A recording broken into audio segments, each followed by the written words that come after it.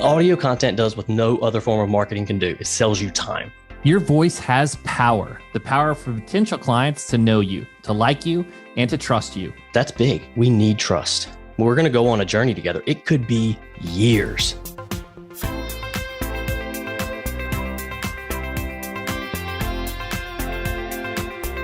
You're listening to Personal Injury Mastermind, where we give you the tools you need to take your personal injury practice to the next level.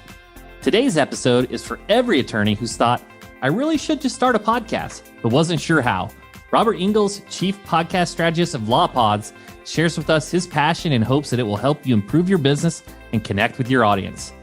We discuss how to get the most out of branded content, podcasting best practices, and how extreme ownership can really take your firm to the next level.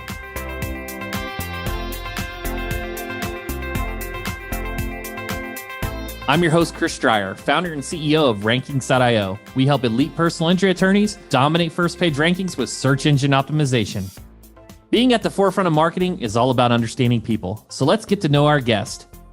Many attorneys look to new marketing channels to grow their firm, but few fall head over heels for it in the process. When Robert, a former attorney, discovered podcasting, he felt a fire ignite. Here's Robert Ingalls, owner of LawPods, on learning about podcasting.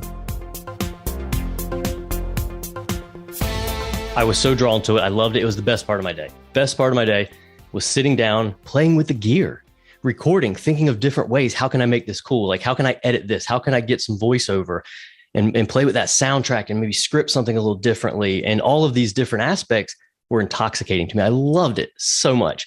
And it turned into a situation where I was trying to make podcasts for my law firm, and I just didn't want to talk about it. Like, I would find myself in left field talking about other stuff I cared about on my law firm podcast. And at a certain point, I broke that off. And one of my friends early on in this process, we were just sitting down talking. He was like, I predict within 2 years, you're going to be doing this for other lawyers. And I had never considered it. And maybe I'd have made it there either way, but he planted that seed in my head. But at the time I had this whole, who am I? Who am I to do this? Like, criminal justice undergrad, law school, criminal defense attorney initially. And so who am I to come out with no marketing experience, no communications, none of that, and do this? So there was that imposter syndrome. But man, once I got past that, they say, what is it? 90% of success is playing the right game. And man, I discovered the game, and oh my gosh, I love it. I love coming to work. I love what I do. I think you can see that. Like, we work with clients together, and man, we're really good at what we do. I found that right game. I'm a much better podcast producer than I was attorney. It's funny, your friends saw kind of that good to great hedgehog principle, the purpose, passion, profit.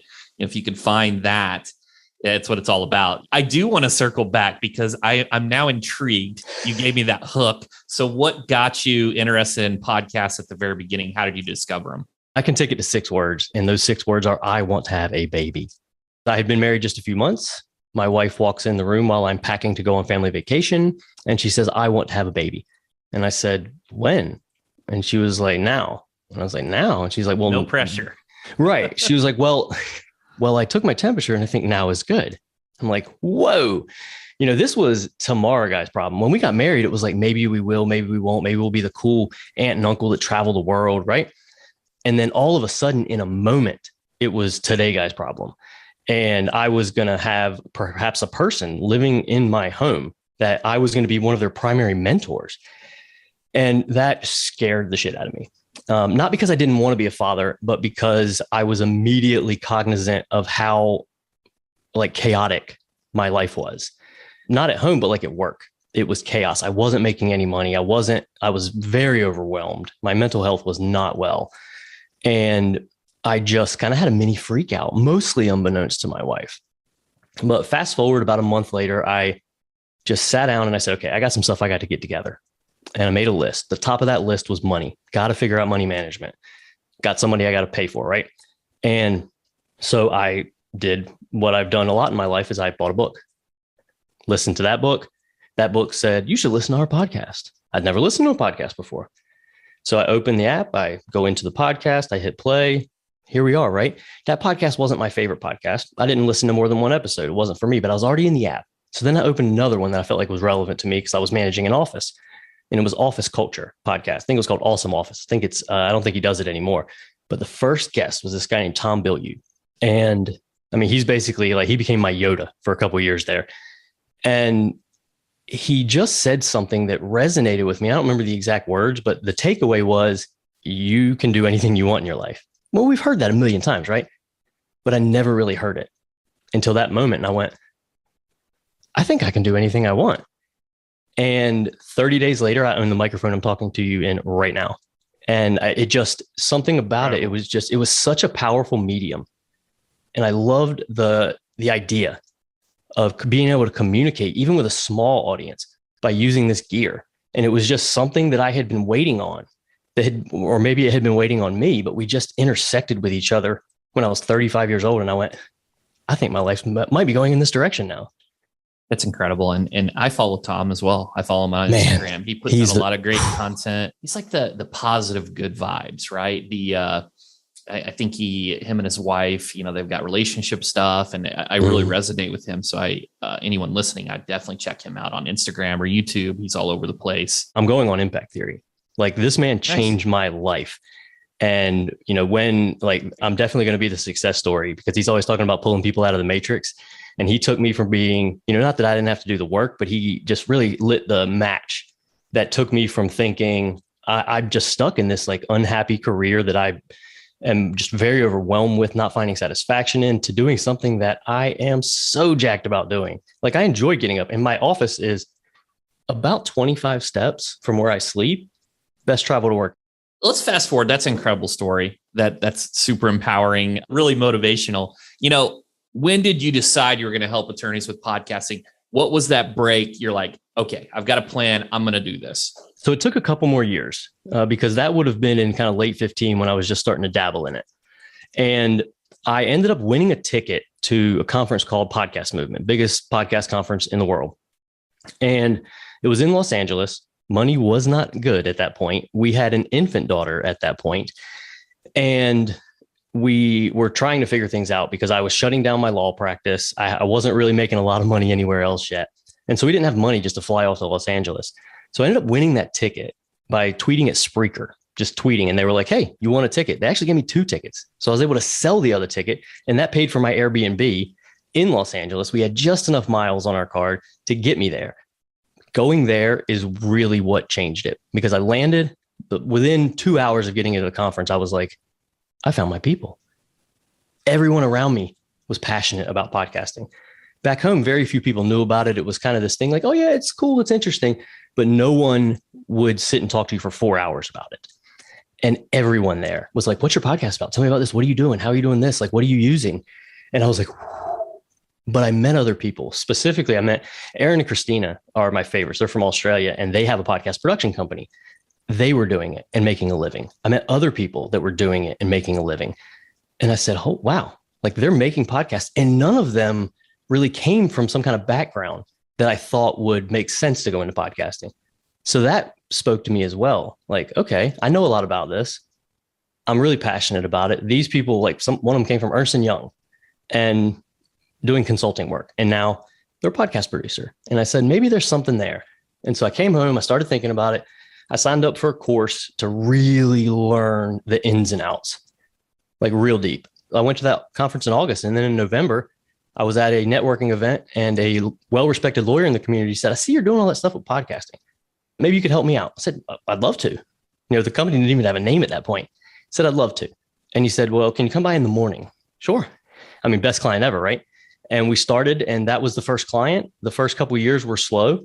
Took a little while to, lawyers show up late to the game. They always do. But the good thing is it gave me an early move because they were showing up late. So I got time to get my footing and figure out what I was doing. But then when they show up, they show up. When they realize something's real, they commit to it. And so I really counted on that. And then it really picked up in 2020. And man, it's been amazing. It's letting me live my dream. That's incredible. And I think a lot of the attorneys listening are like, why should I even consider podcasting? One of the ones, I know you speak to a lot of injury attorneys. One of the ones is absolutely the SEO value of it. That's the thing that makes the injury attorneys' ears perk up. They're already spending a lot of money on it. They already understand the value of it. Is creating content around things that people already want to know. What are they searching for? What content on your site is already working really well that people want to know about? Those are the kind of things that you want to make stuff around. And there's so much power in connecting with someone by voice. You know this, you're a podcaster. There's so much power in letting someone hear your voice. They start to know you, like you, and trust you. And there's so much power in that for an attorney, because that's big. We need trust. We're going to go on a journey together. It could be years. And when somebody already feels like they got a sense for you, they got a vibe for you, you're interesting, you're funny, you have a personality, they kind of like it. Like, this guy's kind of crass. I like that, right? But also, it lets people disqualify themselves. They hear you and they go, I don't think me and this woman are going to get along very well, whatever. I think that's great, because you're not wasting anybody's time. You're allowing people to get to know you a little bit before they sit across the table and then go, this isn't really it, right? But then when they do sit across the table from you, you open your mouth, they already know you. Like, think about that. How many people listen to this podcast right now? If you were in the back of the room and started talking, they would go, I'm pretty sure that's Chris Dreyer. You know, and that happens to me at podcast conferences. When some of the rock stars, you know, we call them rock stars of the podcasting world, are there, you hear them and you go, that's John Lee Dumas, because you've listened to them so much. And immediately you already have this like trust feeling, because they've given you so much. You got to know them. You feel like you know them. And so that's a really big part of it, as well as connecting with those potential clients, developing those relationships. The SEO factor is good. I mean, you talk about that a lot. And, you know, so I like to leave that to the experts, but there's so much value there as well. So, you know, one of the funny things for me is I'm an introvert, right? So when you say conferences, I start to get a little anxiety. And a lot of the listeners to this show, they don't see me at conferences because I don't go to a lot because of this. But what happens with the podcasting, I love this kind of, it forces like a planned conversation. You have a one-on-one. It's more intimate, even with your guest. So I like that in terms of relationship building, as opposed to just in my mind. And maybe I have this misinterpreted. When I go to a conference, I'm like, how do I engage with someone? Have these like casual conversations when we can talk about really interesting things, you know, about their practice, about them, you know, about your business, about LawPods. It's so exciting. As a host, I think a lot of times we immediately think of what's the benefit, you know, am I going to get leads? But as a host, I can tell you from my side, I learn a ton from my guests. It's like a feedback loop. The other thing is, it's a natural way to network. I use it for training my staff. Like, hey, you want to understand our clientele and what their needs are and what they care about? Go listen to these 10 episodes. It's good for sales, client experience, you know, follow up, all these types of things that are aside from just pure lead gen. Yeah. I mean, you hit a big one there, and it's criminally undervalued, is the network effect. Having conversations with other people, whether it be experts that might be relevant or whether it be other people in your field, is getting on that microphone with them, having a conversation with them, turning them into someone who knows you, likes you, trusts you. Now you have someone who could be a referral partner. You have someone who could be a brand ambassador for you. At a minimum, you have someone you've added to your network, which is valuable. And then you think about how many of those, like, what would one relationship that one of those people introduced you to be worth? And then you think about what could 26 per year be worth of adding people to your network. And it's been amazing for me. I mean, just yesterday, my mom sent me a picture from a screenshot that one of her friends had. The daughter was looking for an attorney. She's in California. She needed a North Carolina attorney. Somebody had referred her to this attorney called Kyle Nutt, one of my buddies. I'd had him on my podcast. And while she was doing her due diligence, she came across our podcast episode in her Google feed and was just checking it out. And then she recognized my name and was like, and sent it to my mom. And that was just a random occurrence. Like, you're showing up in other people. You're branding yourself so much farther. And that's just one example. It works all over the place. Yeah. And that's Chris Walker, the Demand Gen podcast, talks about. He refers to it as dark social. It's like these conversations and interactions that occur that aren't in the public view. So like when we hear or see something interesting, we text our friend, or we PM or DM, you know, and we have these private conversations like what you're saying, right? You got shared that via text, which is incredible. And it brings a whole different conversation when we're looking at things like attribution. You can't look at branding or podcasting in the same manner of like direct response attribution. It has these intangible benefits. First of all, this space is not saturated for legal. Like hardly anybody's doing it. Hardly anyone. And very few are doing it well. Right. So that's my follow-up. Who do you see that's doing podcasting as attorneys, law firm owners that are doing it well? What's some that you would shout out here? Matt Dolman, Dolman Law Group in Clearwater. They're doing an excellent job with it. They're staying consistent. They're talking about things that people want to know about, but they're creating lots of content around it. They're creating full-length YouTube videos that gets them. 25% of people in a recent survey want to listen to their podcast or watch their podcast on YouTube, 25%. And so if you're not there, you're potentially losing 25% of potential listens. That's a huge number.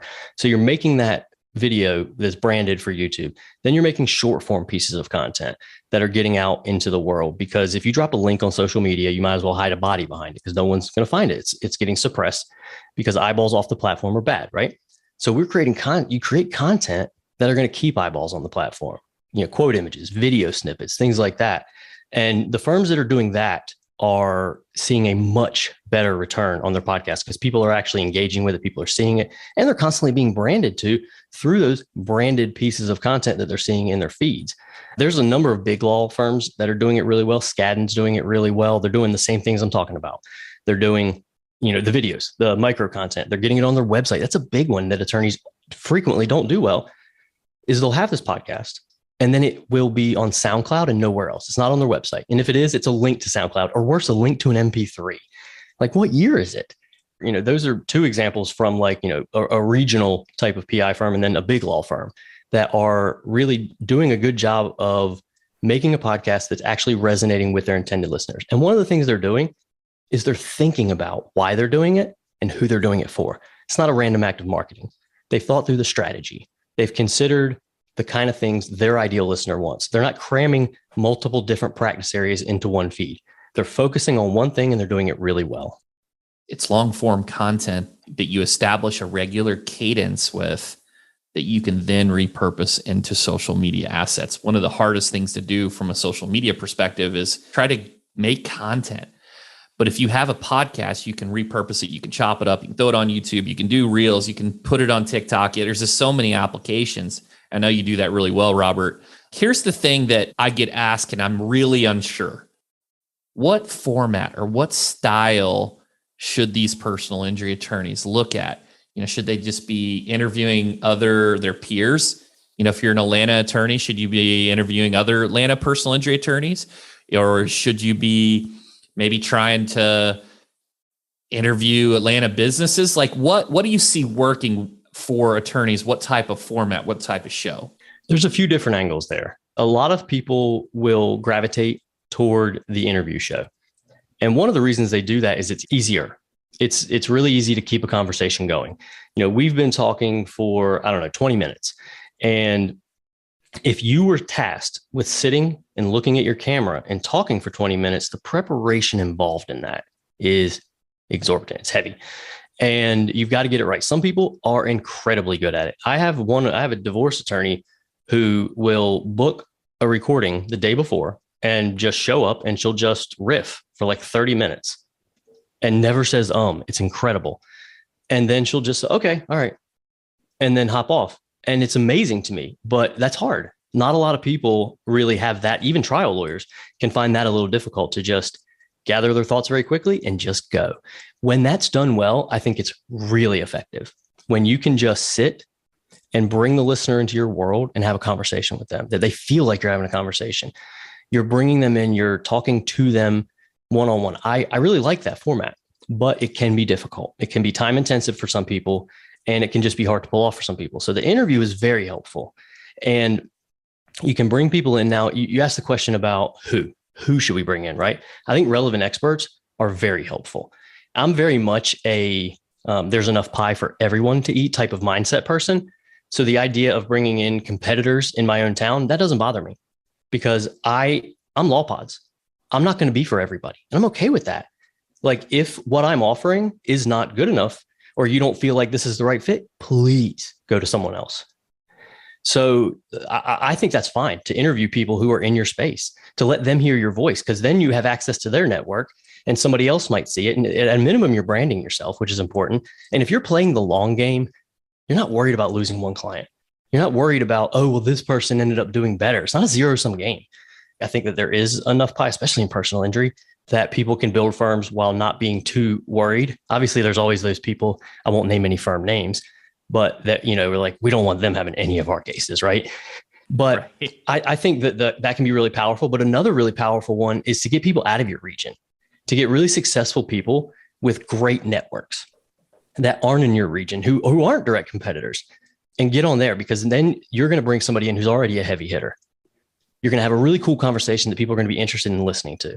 And then you have access to their network now, because you're going to make all this amazing content of them saying just great stuff that makes them look so good. It's going to be on this really branded, cool background. It's going to have captions on it. It's going to make them look great. They're going to want to share that.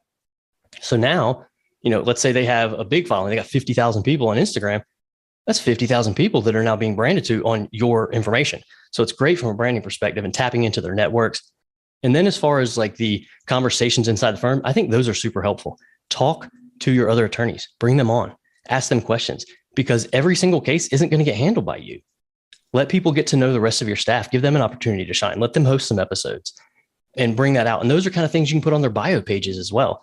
Is like, here's a conversation with XYZ partner, associate, whatever. And if somebody's looking at their profile, they can listen to a little bit, kind of get to know them a little bit. You hit it on the head. So many applications, right? You can speak to your local competitors, but they're not competitors in the sense that they could be potential referral partners. You never know what's going to happen. Maybe something happens with their firm and you need a talented attorney to come join yours. So it could be a recruiting component. I like the tapping into social. It's piggybacking off of their following, right? And you get in front of their audience. One of the things that a lot of attorneys probably aren't aware of, but Instagram has a collaborator function. If you get approval from them, your content can show up on their feed.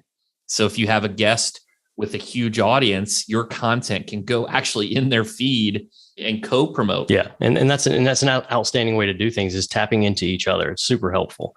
And then to add on to this just a little bit more, if you have people in your region that specify in certain things, like we have some of our injury attorneys that do trucking. That's what they care about. They really are consider commercial trucking accidents. That's what they want to do. And then we have other attorneys that aren't really into that at all. And they're going to refer those out. So those are great cross promoters right there, is to bring somebody in who has expertise in a certain subject. And they might end up finding that person through your website.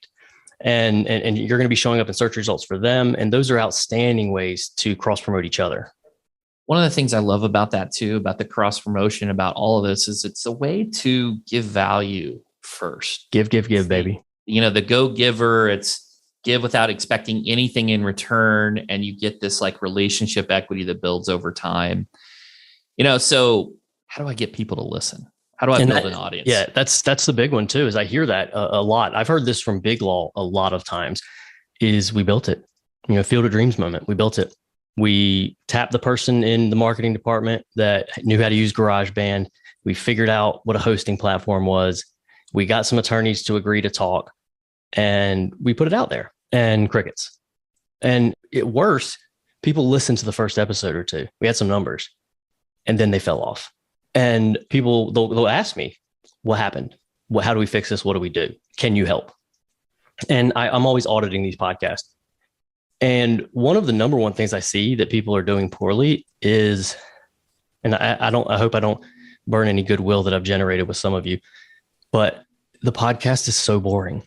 It's just, I feel like someone's pulling my fingernails off when I'm listening to it. And people say, well, how do I make myself less boring? That sounds really difficult. And it can be, but that's part of our job, is to work with people and strategize with them and think about what is the kind of content people want to know, and then to help them relax, help them practice. That's a big one. Don't read a script. Relax. Cocktail party podcast, baby. You're at a party. You happen to be having a conversation about something you're really passionate about, and a bunch of people just happen to be listening, right? That's what it is. That's what we're doing. I'd be talking about this to the wall right now if you weren't asking me questions, right? And that is where it's made, because most attorneys, I think, are really passionate about what they do. I know plaintiffs' attorneys are. Like those were my people for a long time. And I know they're passionate. Like we get together, we just get together on Wednesday nights and, oh, this is what happened in this case, in this court of appeals opinion. And they're really excited and passionate. And that's what they need to bring that. Because then when people show up, they're going to hear it and be like, this is good. This is interesting. That's the kind of podcast that's going to convert. And then on top of that, think about your sound quality a little bit. Just buy a $60 to $80 dynamic microphone. And that's all you need. USB, it plugs right into your computer. You're going to sound 100 times better. So something like that's a really easy way to do it. And then promote it. Make sure people are actually going to see it. We talked about, sending it to the graveyard of links on social media. That's not a good way, because to go back to what I was saying, when you drop that link, it gets suppressed. If somebody actually does see that link, what are the odds they're clicking on it, right? Hey, here's a link to a podcast episode you've never heard about. You clicking on that link? Come on. There's so much friction there. And so that's where those pieces of micro content shine, is they're going to get seen, because it's the kind of thing that makes people stop scrolling in their feed. Even if they don't engage with it, the platform knows they stop scrolling, right? And so images that have text on them that are branded, videos with captions on them that people can engage with without having to actually do anything. Those are the kind of things that start to get engagement. They get seen, they get engaged with, and then people can look at it and go, that's actually for me. They watch it for a second and they go, this is something I'm dealing with right this second. And now they go, well, I need to know more about that, right? So now they go listen. Whereas if they had seen that link in the odds that they did, the odds of converting them to a listener that way are really low. And so all of these different promotion strategies, and there's a lot more promotion strategies, you can run ads around them, those are really helpful. But there's just creating things, that people want to listen to when they do have it, and then creating a strategy around it where people are going to know that it exists, and make it easy to find on your website. Make sure it's on your website and make it easy to find. If it's buried 19 subfolders down and it's called Insights, no one's going to find that podcast. Yeah. Like, make it easy. It's a major piece of content. I don't think people understand that yet. Like, consumers want it. We're seeing behavior shift in a big way. Consumers want it. That's why Google's gone all in on it. And make sure they know it's there, because what you're doing is you're not saying, what you're doing with a blog post and a video is you're saying, hey, will you give me a moment to do my thing, right? The podcast is the opposite. It says, do you have something to do? Are you headed to the gym? Are you driving to work? Are you walking the dog? No worries. I'll come with you. I think I heard Gary Vee say this first. Audio content does what no other form of marketing can do. It sells you time. You're not asking someone to stop what they're doing. And I think that's really the main reason behind the explosion is you can go anywhere with it. If you have a sufficiently boring job, you got 8 hours of content every single day that you can consume, whether it be educational, entertainment, anything like that. Well, you just sledgehammered me across the face there. I never thought about it in that capacity. It does create time. Yeah. I commute every single day to work. It's only 30 minutes. I'm not reading a blog when I'm driving. Please don't. Now, I'm a big SEO guy, and I'm a big believer in direct response and serving content and information from a library, a pull perspective in that need. But podcasting, it has an education component and an entertainment component. So instead of listening to the same song 10,000 times, and when I'm in that mood and I want to party, want to have a few cocktails, yeah, sure. Throw some music on, get in the mood. Put on the podcast, I'm going to work, I kind of want to get dialed in and focus for work, right? Right. And absolutely. I want to be productive with my time. The other thing that I just want to call out here and just be very vulnerable or transparent here is on the equipment side. Guys, I'm like, equipment doesn't matter much. I'm just going to rock. I'm going to go to Best Buy and get a mic, right? So I got a Blue Yeti. It's supposed to be a pretty good mic, right? I used that for a while. You guys listen to the first 40 episodes? You could probably hear his cat from the neighbor's yard. Right. But now I've got a better mic and the quality of the sound just really improved. And now I know, and I'm being stubborn here, that there are other things that I could do. Like we're having this conversation on Zoom. I'm just very comfortable with Zoom. The audio on Zoom, I'm sure there's other software and tools like Squadcast and things like that. Riverside's another one. Like those are both fantastic, very plug and play type of things to use that are going to give you really outstanding audio quality. Yeah. And I've seen Riverside. I need to check that out. I've just been stubborn about it, but it does. Change is hard, man. It does matter. And I just wish that, learn from your own mistakes, but you learn from others people's mistakes and just take their advice, you're wise or whatever. Right. Like I wish I would just listen to people like you and just right from the out of the gate, got my focus right, got my great mic, because the show's better. Yeah. Well, but at the end of the day, there's compromises that always have to be made. You have to focus on your core activity. And the fact that you're doing this at all, I mean, if you were doing this on, Skype, just like something super outdated, still you're doing it. And so I always like to make sure that people, that whole perfect is the enemy of good. Right. And So I think you're doing an outstanding job. I've listened to your podcast a lot, but then, there is always that room for improvement. So I think it's very good to be cognizant of it and be thinking about it. And Riverside is what we use for all of our clients. Most of our clients, we actually record for them. And so we just send them a Riverside link and they just click, hop on, talk, and they're done. So it does make it easy. Yeah. And that was one of your value propositions that I really liked on your guys' service. And we can talk about more about your service and what you do. But one of the things that I liked that was really different from other podcast production companies is you actually join them during the interview and you take care of all that, the files, the recordings, making sure it's crisp and nice, and all they got to do is show up. Yeah. That was very much a business owner idea. It was, okay, we just noticed problems. Audio quality was a big one. And we say, how can we fix that? What can we do to ensure that this is a better product, to give our clients, they're already retaining us. What can we do to make their experience even more exceptional? That's what we think every single day. What can we be doing? Or what can we not be doing that isn't providing value? And we realized that when people were left to try to record themselves, they had a lot of trouble. They would frequently start emailing us with questions. Hey, we can't get this to work. Can you help us? So now we're spending a bunch of resources answering questions for people. And so, like any business does, we started beta testing an idea. Is this something people will like? Turns out, yes. They love the idea of going to our calendar, selecting a time that works for them. If they have a guest, they enter their guest email, they schedule it, they're done. Automated invites with the link in it, with some instructions to make sure they try to do it right. And then they just click the link, they show up. We go through their sound checking. Okay, here's how you select your mic if you're having a problem. Here's how you turn your mic volume up in your computer settings so we can actually hear you, right?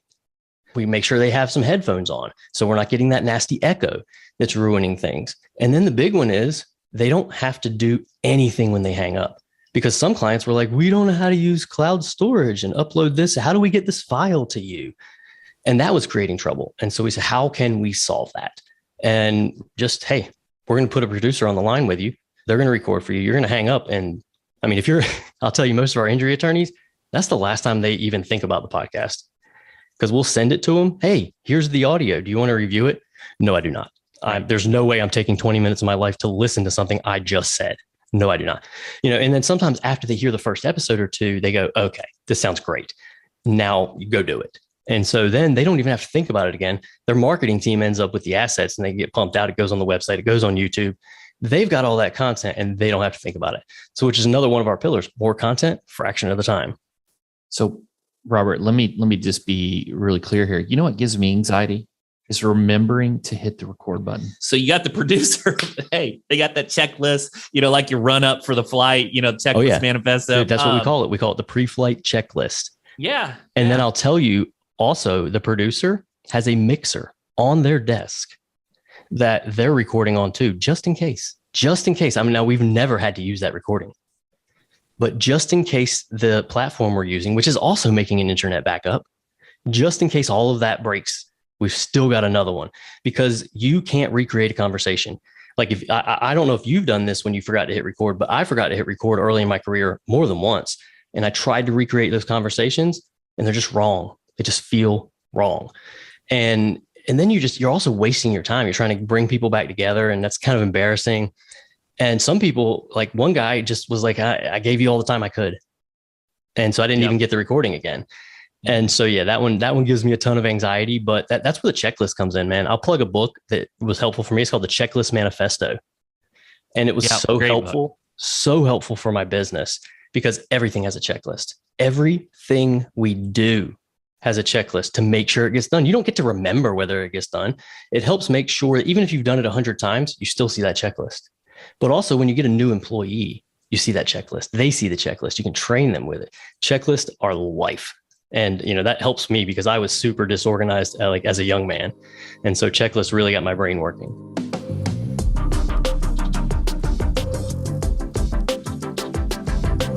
Not every guest you interview will be a home run. I wanted to know how podcast hosts should think about interviews that may have missed the mark. I think the big question here, and I've dealt with this, is do we publish it at all? Because it's, at the end of the day, this is your feed.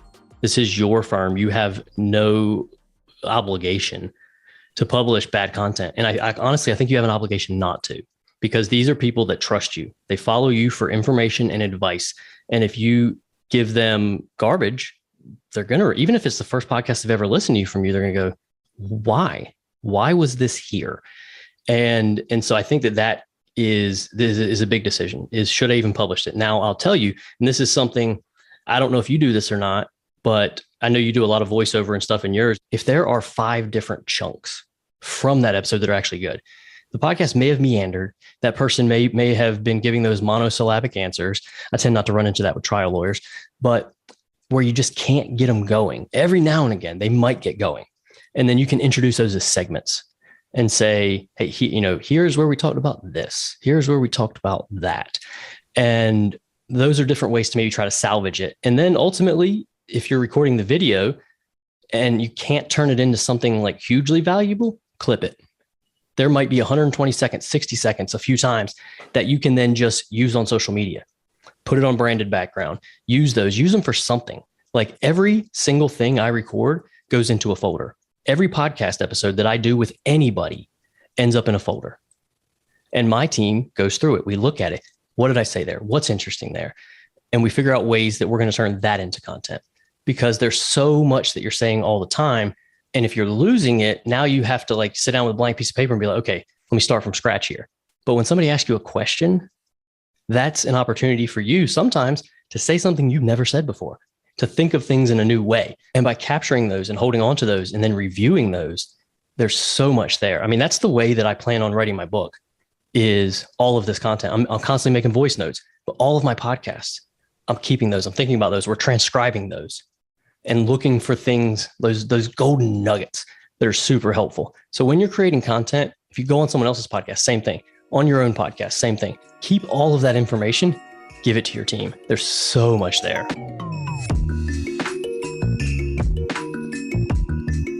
Some conversations just cannot be salvaged for publication. So what should a host say to the guest when the interview won't be aired? So that's a philosophical question. I think that people have to answer for themselves. I'm a big follower of Sam Harris, so I adhere very strictly to, at least the best I can, to no lies ever, no matter how small, because my memory's not nearly good enough. And I might run into that person in 3 months, and I might, it might come up and I might say, yeah, I'm sorry, the episode wasn't that good. And they're like, what now? And now I'm stuck with my foot in my mouth, and now I've lost way more credibility than if I would have just been honest in the beginning. So and I've not published episodes that I've recorded with people, and I've been as nice as I can. And I never try to throw the blame on them. Same thing in business. A client might email us and they might say, hey, you forgot to put this into our podcast. We'll look through. We don't have it, right? We don't say, you didn't send us that. We say, hey, we may have missed that. Do you mind sending it again? Well, just because there's no Jocko Wilco. Oh, of course. That's what do you call that? Extreme ownership. That book was amazing. And but that's how we roll. Why would we make them feel bad? People are going to remember how we make them feel, right? And it's not our job to tell them they did something wrong. It's our job to solve the problem. The fastest way to solve the problem is to ask them for what we need, and then think about their emotions at the same time. Like, don't try to blame things on people. Who cares whose fault it is? It's about getting the problem solved. And so like that was kind of a bit of a tangent, but it comes back to, that's how I operate with people too. Like if they had a bad podcast interview, I'm not necessarily going to lay it at their feet and say, hey, you really shit the bed when you came on here, right? I'm going to say, I don't feel like I did that great of a job managing the conversation. There were some flow disruptions, and we decided it wasn't perfect. And if I think it's salvageable, I might say, hey, you want to try again sometime? Like if I think that this person really might, if I can find them in a different headspace, and maybe I can prepare as an interview differently and figure out a way to get them to open up a little bit or get them to have a better conversation. But otherwise, I'm going to make it as soft as possible and as palatable for them as possible. But I'm always going to lead with a truth that if asked again in 2 years, potentially on the stand, I've got the same story.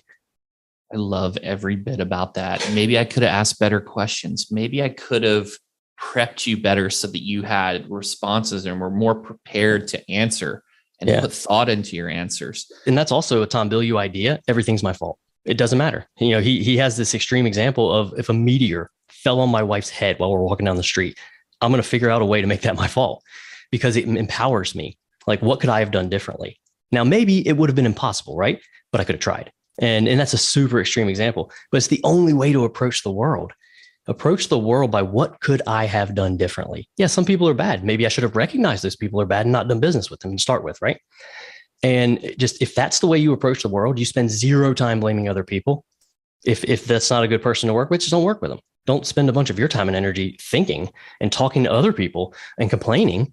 Just what's the next step? What's the next right thing to move me forward? You know, you can tell I listen to Disney movies, the next right thing.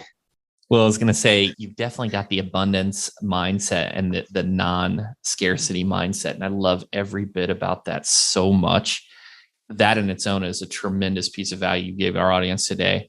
Anybody that's interested in your services, give me the quick. What do you do? What's kind of your investment levels? Give me the quick, how does your services, how can they work with you? Sure. So, from the beginning, we strategize with them. We get on a call. What are you doing? Why do you want to do it? Is this right for you? First of all, because the last thing I want to do is get in a relationship with somebody where we get 6 months in and they go, this isn't us. This didn't work. And so we want to know, like, is this the right thing to do together? And then we're strategizing. We're working with people like you and SEO teams to think about the strategy. If you have 3 practice areas, which one do we really want to focus on? Which one really drives revenue? Which one works best for this medium? And so from the beginning strategy, then we go into launching that show, creating out of thin air, cover art based around your brand, something catchy, something that people are going to see in search results and go, that's good, and know what it is. Because you'll see these podcast cover arts with like little tiny subtitles on them. And you're like, what kind of screen people are watching that on, right? Come on. And so making that cover art, making that professional voiceover intro and outro. Every voice actor we work with is a professional. These are people that are doing Toyota commercials, PlayStation commercials, Taco Bell. We just lost one of our favorite voiceover artists to Marvel. He's doing Marvel trailers. And like, it's amazing. You can go listen to a bunch of our clients' podcasts, and a guy that you hear doing Black Widow trailers is our voiceover guy for our podcast.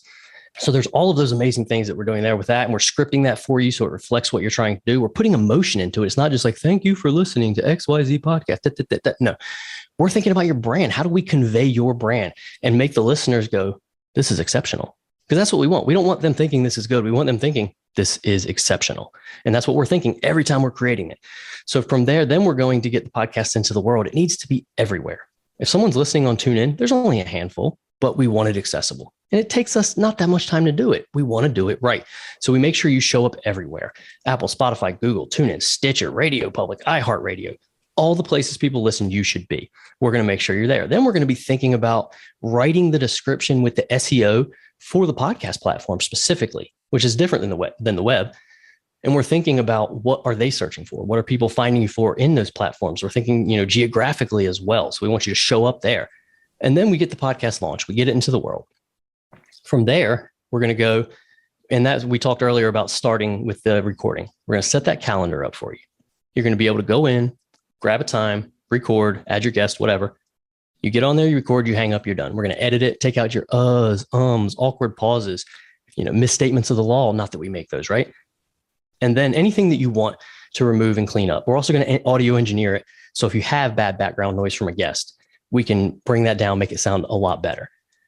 We're going to mix in the intro and outro. We're going to then go into long form show notes with SEO in mind, working with teams like yours to make sure that we're maximizing this content on the website. We're going to transcribe it. We're going to link all of that content. Every time you talk about something, we're going to link it, whether it's an internal link or an external link. Then we go to those videos.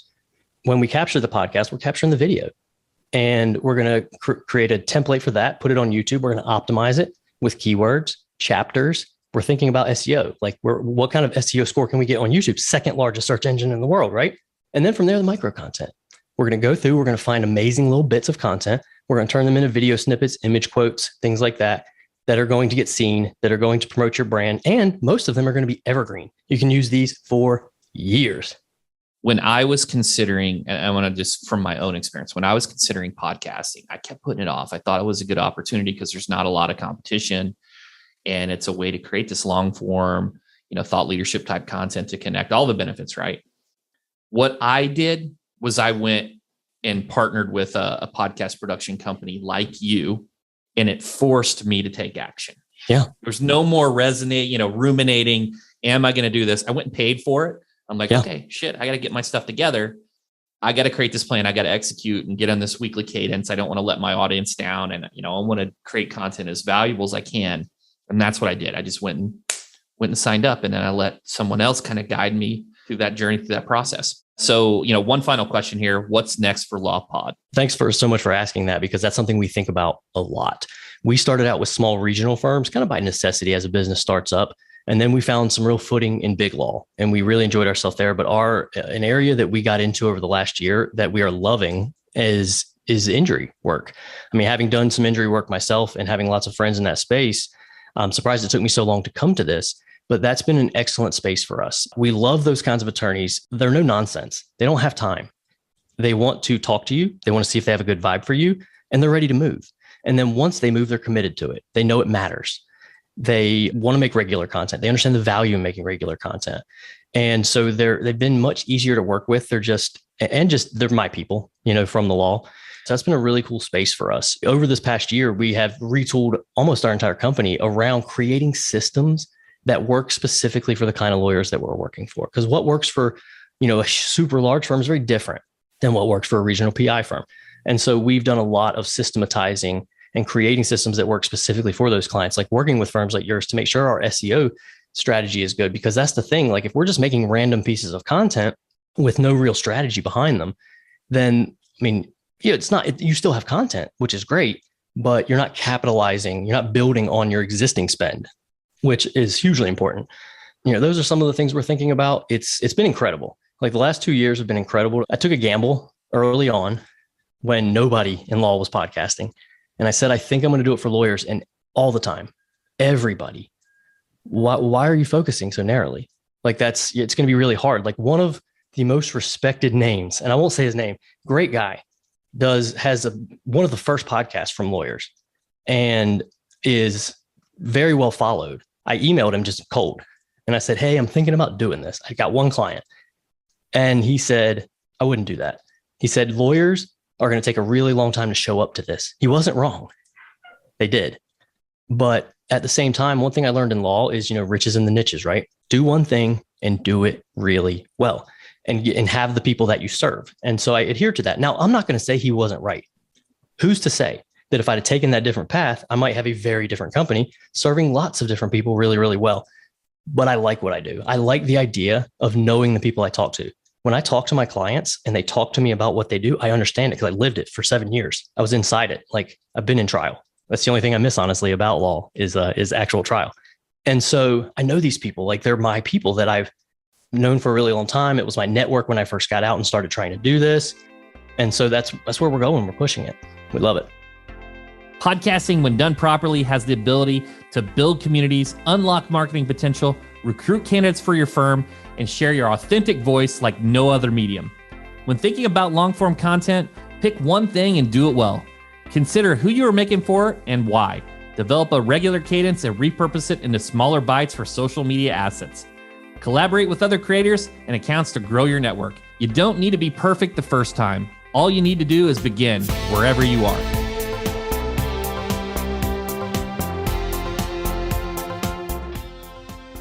I'd like to thank Robert Ingalls from LawPods for sharing his story with us, and I hope you gained some valuable insights from the conversation. You've been listening to Personal Injury Mastermind. I'm Chris Dreyer. If you like this episode, leave us a review. We'd love to hear from our listeners. I'll catch you on next week's PIM with another incredible guest and all the strategies you need to master personal injury marketing.